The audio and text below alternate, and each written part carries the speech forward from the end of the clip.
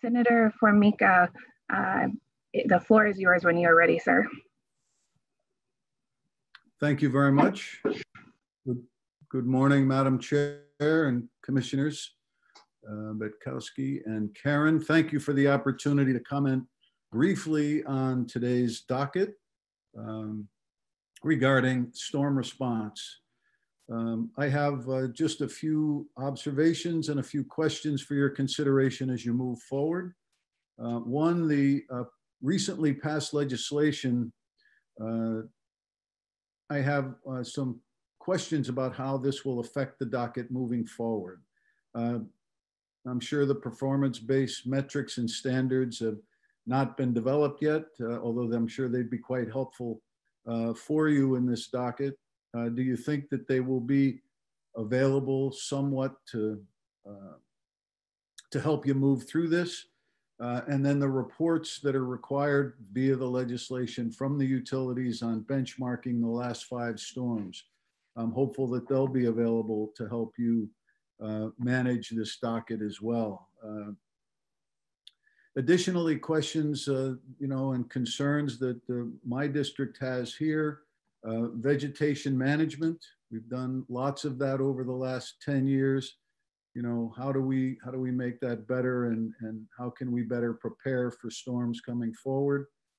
The management structure of Eversource in particular with regard to communications and collaborations, and that runs the gamut between their linemen and women, the municipalities, cities and towns, tree removal crews, and especially ratepayers. I'd like to see some improved communications. I know they've talked about software updates, but I think improved communications, especially via media outlets, would be helpful for people to access both on social media and online to the extent they can access their power. Questions regarding contractors versus in-state hired linemen, and is there union relationship moving forward? Is that a good relationship? How can that be better, or is that part of the problem? And then, has moving the headquarters from Eversource from Connecticut to Boston, does that have an effect on their operational, on the operational impact of the restoration?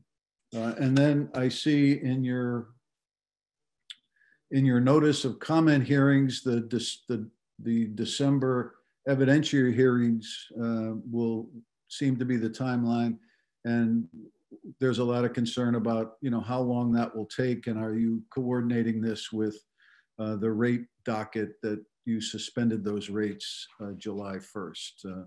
And just a brief mention to that, there is a lot of concern about people seeing the same high bills since the rate suspension, and is that supposed to be rolled back? So that may be a question for another time. But I thank you very much for the opportunity. I thank you for your good work.